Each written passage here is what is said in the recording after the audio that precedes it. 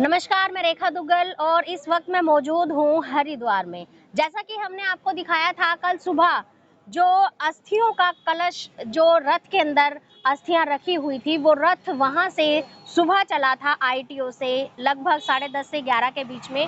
उसके बाद हम जहां भी रुकते गए आपको वो सारी चीजें बताते गए और कल रात को 8 से 8:30 के बीच में हम लोग हरिद्वार पहुंच चुके थे। अभी इस वक्त मैं मौजूद हूँ, ये आप देख सकते हैं, निष्काम सेवा ट्रस्ट जो अग्रवाल सेवा सदन है, इसके अंदर कल रात से ही जितने भी लोग इस रथ यात्रा में, महाकाल की रथ यात्रा में शामिल हुए थे, वो सभी लोगों का यहाँ रहने का, खाने का, ठहरने का पूरा इंतजाम निष्काम सेवा ट्रस्ट की तरफ से किया गया था। अब सुबह हो चुकी है, सभी लोग नहा धोकर फ्रेश हो चुके हैं और वापस से इस कलश की, ये जो अस्थि कलश की रथ यात्रा है, इसके साथ अब ये दोबारा से यहाँ से यात्रा शुरू होगी। रास्ते में जहाँ जहाँ हम लोग रुकेंगे, जिस तरह से इस यात्रा का स्वागत किया जाएगा और किस तरह से इस जो ये कलश है इनको किस तरह से विसर्जित किया जाएगा, वो पूरी खबर हम आपको दिखाते रहेंगे। आज में मस्त अब इन्हें अपने उस घड़ी का इतने समय से खाए नहीं, आज उसका समय आ गया। आगे जाओ, फोन डालो, दे दूंगा। और सबसे बड़ी बात यह है मैं ले लूँगा, कि ना जाने क्यों जब भी कभी ऐसा वक्त आता है तो हम 6-7 महीने से इसको एकत्रित करते हैं। समय आता तो पता नहीं कि हमारे रूम में खड़े जाते हैं, परिवार के सदस्यों को आज हम नोटिस चलवाना चाहते हैं।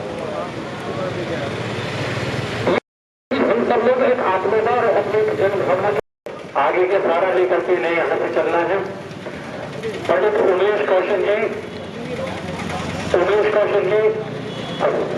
इधर आ जाओ। जो हमारे जय प्रमुख ने यहाँ पर इनको नियुक्त किया है,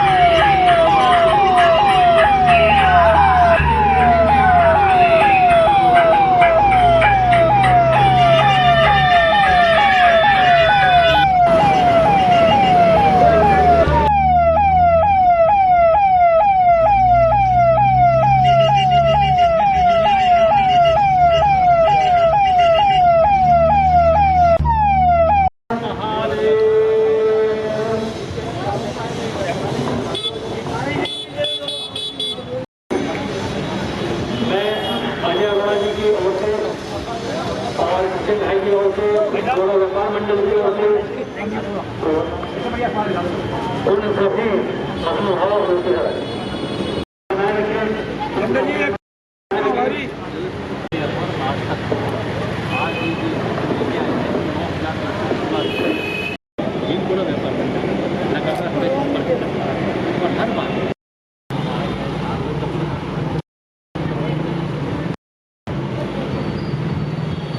इस तरह पीछे हो जाइए थोड़ा सा।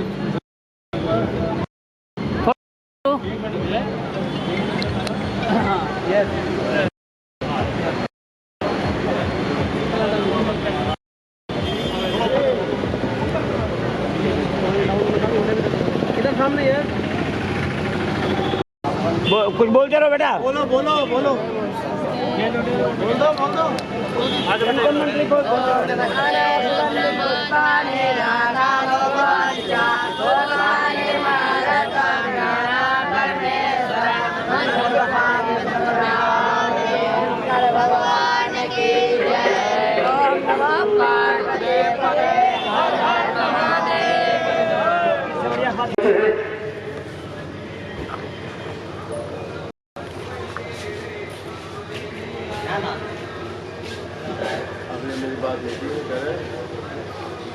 के साथ हम इसको विधिवत शुरुआत करने जा रहे हैं। बोलो शंकर भगवान की जय। ओम भूर्भुवस्सुः तत्सवितुर्वरेण्यं भर्गो देवस्य धीमहि धियो यो नः प्रचोदयात्। ओम भूर्भुवस्सुः तत्सवितुर्वरेण्यं भर्गो देवस्य धीमहि इसमें हमारे मुंह से निकलता है ओम भूर्भुवः स्वः। स्व हम अग्नि में जब आहुति देते तब होता है, ये है स्व, खाली स्व। और भर्गो देवस्य धीमहि धियो यो न प्रचोदयात्। ओम भूर्भुवः स्वः तत्सवितुर्वरेण्यं वरेण्यं भर्गो देवस्य धीमहि। क्योंकि जब हम मंत्र का उच्चारण सही नहीं करते तो पितरों को श्रद्धांजलि देने लगते। बिल्कुल ध्यान से, ये आखिरी मंत्र तीसरा मंत्र है, इसको मेरे साथ जैसे मैं बोल रहा हूँ उसको पीछे कंठस्थ कर लें। भविष्य के अंदर भी जब भी आप गायत्री मंत्र का जाप करेंगे तो शाप और शुद्ध आपके तरफ से होगा। ओम भूर्भुवः स्वः तत्सवितुर्वरेण्यं भर्गो देवस्य धीमहि धियो यो नः प्रचोदयात्। बोल शंकर भगवान की जय। बोल गंगा मैया की जय। बोल देव देव महादेव की जय। वक्त मैं मौजूद हूँ कनखल में, कनखल के सती घाट पर। इससे पहले मैंने आपको दिखाया कि हरिद्वार के अंदर हम लोग थे, जहां पर अग्रसेन धर्मशाला के अंदर, जो कि वहां जितने भी यात्री थे इस कलश रथ यात्रा में, उनको वहां भोजन की और उनके ठहरने की वहां व्यवस्था की गई थी। वहां से चलकर जो रथ है, अस्थियों का कलश का जो रथ है, वो सीधा पहुंचा कनखल सती घाट पर। आप देख सकते हैं सारी अस्थियां जो है वो पूरे घाट पर लगा दी गई हैं और वहां सामने ही जो भी इस यात्रा में सम्मिलित हुआ उनका मान सम्मान किया जा रहा है। उन्हें बताया जा रहा है कि आखिर उन्होंने क्या पुण्य कमाया है। अब ये अस्थियां गंगा के घाट पर पहुंच चुकी है, जो न जाने कब से अपनी मुक्ति की राह देख रही थी, अपनी मुक्ति का इंतजार कर रही थी और इस आस में थी ये अस्थियां कि शायद कोई ऐसा आ सके जो इनको इनके मोक्ष के द्वार तक, माँ गंगा के द्वार तक पहुंचा सके। तो आज इनका जो इंतजार है वो खत्म हुआ और ये अस्थियां सभी गंगा के द्वार पर पहुंच गई। अभी कुछ ही देर में यहाँ पर 100 किलो दूध के साथ, दूध की धारा के साथ इन अस्थियों का यहाँ विसर्जन किया जाएगा। इन्हें इस माँ गंगा के अंदर लीन कर दिया जाएगा और इन्हें मोक्ष के द्वार के लिए यहाँ से वितरित कर दिया जाएगा।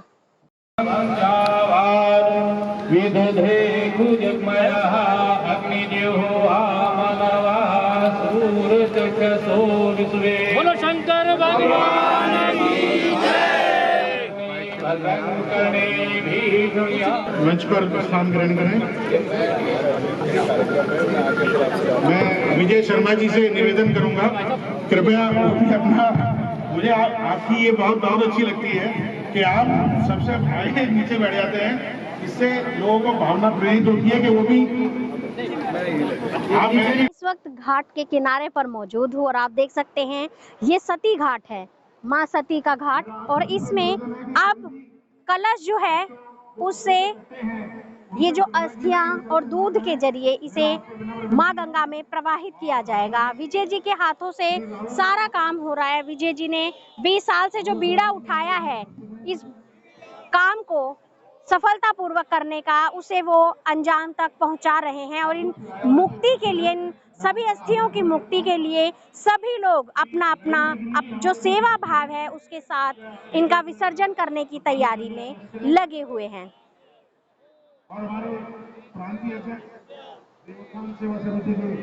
मंत्रोच्चारण किए जा रहे हैं।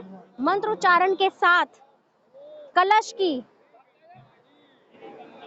मंत्रोच्चारण के साथ अस्थियों को दूध के साथ माँ गंगा में विलीन कर दिया जाएगा। और माँ गंगा में विलीन होते ही इन सभी को, जो काफी समय से अपनी मुक्ति का इंतजार कर रहे थे, इन्हें मुक्ति मिल जाएगी। और इन सभी लोगों का जो प्रण था वो इनका प्रण आज पूर्ण हो जाएगा। और फिर एक नई यात्रा पर ये लोग निकलेंगे, फिर से उन सभी अस्थियों को इकट्ठा करने, उन सभी अस्थियों को ढूंढने के लिए जो इंतजार करती हैं किसी ऐसे इंसान का जो उन्हें माँ गंगा तक लेकर आए और उन्हें मुक्ति के द्वार पर मुक्ति दिलाने में मदद करे। सर, सबसे पहले तो आप अपना परिचय दे दीजिए। मेरा नाम पंडित राजीव तुमड़िया है और मैं हरिद्वार में रहता हूँ। हरिद्वार में तेज पुरोहित। सर, 20 साल से ये जो अस्थियों का कलश विसर्जन जो यहाँ होता है, ये इसके बारे में कुछ बता दीजिए। ये 20 साल से अस्थि विसर्जन चल रहा है। हम लोग इसमें 4 या 5 साल से जुड़े हैं और हमें जोड़ने वाले कौशिक जी है और विजय शर्मा से मिलवाया था, तो हम 5 साल से कंटिन्यू इनके साथ हैं। अब हमें विजय शर्मा जी ने हमें टीना जी को यहाँ का प्रांत प्रमुख और प्रांत महामंत्री बनाया है और हम लोग इसके साथ कल से पूरी सेवा में हैं। कल हम इनको बॉर्डर पे भी लेने गए, इनकी गाड़ी पास करवाई और सब व्यवस्था हमने कराई। और हमारा तो वो भाग्य है जो हम ऐसे काम में जुड़े हैं, क्योंकि इस टाइम ऐसा समय चल रहा है, ये तो लवारिस नहीं, अब तो लोग अपने माता पिता को भी कोई नहीं पूछता और ये लवारिस ऐसी हस्तियाँ हर शमशान घाट पे जा जाकर इकट्ठे कर रहे हैं। तो बड़े भाग्यशाली है। हमें भी गर्व है कि हमें विजय शर्मा जी ने जोड़ा है इस संस्था में। वैसे तो हम लोग ब्राह्मण हैं, हमारा मेन काम अस्थि विसर्जन का ही है, लेकिन फिर भी ऐसी अस्थियों के साथ जुड़ना, ऐसी संस्था में जुड़ना एक बड़ा पुण्य काम है। सर, ये बहुत बड़ी बात है कि इतनी सारी अस्थियां जो कि बिल्कुल लावारिस कंडीशन में आपको मिलती है, उन्हें आप लोग यहाँ विसर्जित करते हैं। इसमें आप कैसे एक दूसरे का सहयोग करते हैं, क्योंकि इसमें आपको इन्वेस्ट भी बहुत करना पड़ता होगा। इन्वेस्ट की तो बात है, हम लोग यहाँ सब लोग संस्था से कुछ लोग जुड़े हुए हैं। कोई हमें थोड़ा सहयोग करता है, कोई पैसे में, कोई खाने में, कोई पीने में है। जैसे टीना बहन ने किया और लोगों ने किया, आशु भगत जी ने किया, काफ़ी लोग हैं। दिल्ली से प्रधान जी आए हुए हैं, उन लोगों ने भी हमें सहयोग किया। यहाँ की सारी व्यवस्था एक दूसरे के सहयोग से ही चलती है। सर, क्या सरकार की तरफ से, दिल्ली सरकार या केंद्र सरकार की तरफ से कोई सहयोग आपको? सरकार से कोई सहयोग नहीं है। ये तो एक सिर्फ हम लोगों की अपने पर्सनल व्यवहार, पर्सनल संबंध से ही चल रही है संस्था है। सर, आगे आपने इस तरह की ये जो आपने आस्था लोगों के साथ जोड़ी हुई है, इसके बारे में आप आगे और क्या करना चाहेंगे? हम तो सारे ये ज्यादा अस्थियाँ लाए और इन लवारिस को अपना बता रहे हैं, ये बहुत बड़ी बात है। और इसमें हम लोगों को बहुत सहयोग कर रहे हैं और आगे भी बहुत लोग हमारे साथ जुड़ने के लिए तैयार है। कुछ लोगों ने हमें अभी बताया कि इसी बार मुझे जिम्मेदारी दी है प्रांत की, टीना बहन को और मुझे, तो हमने कुछ लोगों को बताया कि भाई हम ऐसे ऐसे अस्थियाँ में ये काम कर रहे हैं। तो काफ़ी लोगों ने कहा, हरिद्वार के हमारे साथ वकील साहब भी है, 2-4 और भी लोग हैं, तो ये सारी व्यवस्था हम ही करते हैं। सर, चैनल के माध्यम से आप देशवासियों को क्या संदेश देना चाहते हैं? हम चैनल के माध्यम से देशवासियों को ये देते हैं कि सबसे पहले तो चैनल को बहुत बहुत बधाई। हरिद्वार में इनका स्वागत है और चैनल के द्वारा यही है, ये जो कार्य है सबसे ज़्यादा से ज़्यादा लोग जुड़े। सर, एक सवाल और है, जो विजय शर्मा जी को भागीरथ जी की उपाधि दी गई है, ये इसके बारे में बताइए। भाई, ये तो बहुत बड़ी बात है, क्योंकि ये 20 साल से कंटिन्यू वो काम कर रहे हैं जो भागीरथ जी ने किया था हरिद्वार क्षेत्र में आके। वही कार्य इन्होंने किया है। ये तो बहुत गर्व की बात है। हम लोगों की बात भी है कि हम ऐसे आदमी जुड़े जिसको इतनी बड़ी उपाधि मिली। बहुत आज 9,216 अस्थियों का यहाँ विसर्जन किया गया। उन अस्थियों का जिन्हें बताया जा रहा है कि वो बिल्कुल उनका कोई वारिस ही नहीं है, वो लावारिस है। आप उनके बारे में क्या कहना चाहेंगे? मैं तो मैम, क्योंकि उनके साथ इतनी जनता, इतने लोग जुड़े हुए हैं, पूरा इंडिया जुड़ा हुआ है, तो मैं तो नहीं मानती कि वो लावारिस है। हम सब उनके अपने हैं, और जैसे हर बंदा चाहता है कि मेरे पितरों का विसर्जन अच्छे से अच्छे हो, तो ये लावारिस तो इन्हें कह ही नहीं सकते, क्योंकि इनके साथ इतने लोग जुड़े हैं। तो उनका भी हम सब एक परिवार होके और उनका अच्छे से विसर्जन। मैडम, आपको देश ही नहीं विदेश भी देख रहा है, आप उन लोगों को क्या कहेंगी जो अपनों को सिर्फ जमीन जायदाद और पैसों तक तो यूज करते हैं, लेकिन जब उन्हें मोक्ष के द्वार तक ले जाना होता है तब उन्हें लावारिस छोड़ देते हैं? मैम, कोरोना काल में हमने भी ऐसा बहुत कुछ देखा है, और मैं ये कार्य उन लोगों को सबसे गंदा इंसान मानती हूँ जो इस तरह की सोच रखते हैं। बाकी मैं ये कहूंगी, अपनों की सेवा करो और दूसरों की भी सेवा करो, ठीक है? उससे बढ़िया कुछ नहीं है। अपने माँ बाप को पूजो, साथ में दूसरा अगर नहीं पूज रहा उसको भी शिक्षा दो और उन्हें भी पूजो। बहुत बहुत सर, सबसे पहले आप अपना परिचय दे दीजिए। मैंने जब ITO से चला था तब मैंने परिचय दिया था, और अब समापन हो रहा तब भी मैं अपना परिचय दे दूं। श्री देवोत्थान सेवा समिति, उसका मैं इस यात्रा का संयोजक हूँ और महामंत्री हूँ। सर, कल से जब से ये यात्रा सुबह 10 बजे से आरंभ हुई, ITO से चली, और आज टाइम इतना हो चुका है, सती घाट पर विसर्जन भी हो चुका है। कल से आप सिर्फ पानी में हैं, आपने खाना अभी तक ग्रहण नहीं किया है, इस बारे में कुछ बताइए। महादेव की कृपा है, अपने देवों को देव महादेव की कृपा है। मैं आपकी बता दूं, जानकारी के लिए बता दूं, ये काम हर कोई व्यक्ति कर सकता है, लेकिन महादेव की नज़र में, माँ गंगा की नज़र में वो सात्विक होना चाहिए। सात्विक का अर्थ है कि जिस व्यक्ति ने अपने जीवन में पर्यंत पान, बीड़ी, सिगरेट, शराब, तम्बाकू और कोई व्यसन, यहाँ तक कि प्याज लहसुन का सेवन ना किया, क्योंकि प्याज लहसुन हमारे शास्त्रों में तामसिक चीज है। मेरा सौभाग्य है कि मैंने आज तक वो निर्धारण नहीं किया, और शायद इसीलिए महादेव ने कार्य मुझे सौंपा है। बड़ा भाग्य कि महादेव ने अपने इस कार्य को करके मुझे योग्य समझा कि इस बड़े काम को मैं तुच्छ मानव के हाथ में सौंप के उन्होंने मेरे ऊपर उपकार किया। सर, आपको भागीरथ की उपाधि दी गई है, जो कि अपने आप में बहुत बड़ी है, इस बारे में आप क्या कहेंगे? मुझे खुद नहीं पता, मैं तो बस माँ गंगा का छोटा सा सेवक हूँ। ये जितनी कल करके बहती है ना, तब ये इसकी गूंज जो मेरे कान में आती है, मुझे ऐसा लगता है जैसे माँ मेरी मुझे लोरी सुनाती है।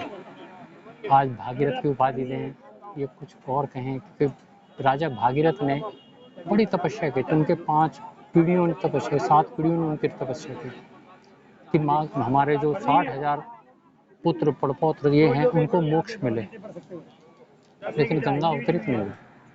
हजारों साल, कई पीढ़ियों के बाद माँ गंगा अवतरित हुई, उसके बाद उनको मोक्ष मिला कि वो प्रेत योनि से मोक्ष हो। आज मेरा सौभाग्य है, मुझे तो कोई इतनी परीक्षा नहीं देनी पड़ी। सर, आपको 20 साल हो चुके हैं ये पुण्य काम करते हुए। उन लोगों को आप यहाँ मोक्ष की प्राप्ति के लिए माँ गंगा में लीन करते हैं, जिनके आगे पीछे कोई नहीं होता, जिन्हें बिल्कुल अनाथ की तरह छोड़ दिया जाता है। आखिर आपके दिमाग में ये बात कहाँ से आई? आपने बीड़ा उठाया, क्या सोचकर ये बीड़ा उठाया? मैं 2002 के अंदर मेहंदीपुर बालाजी गया था। वहाँ मैंने देखा कि प्रेत हमारे सनातनी संस्कृति के लोगों के ऊपर मंडरा रहे हैं। मैं वहाँ देखता था, इतने मोटे मोटे पत्थर उनके छातियों पे होते थे, बड़ी बड़ी जंजीरों से बंधे होते थे।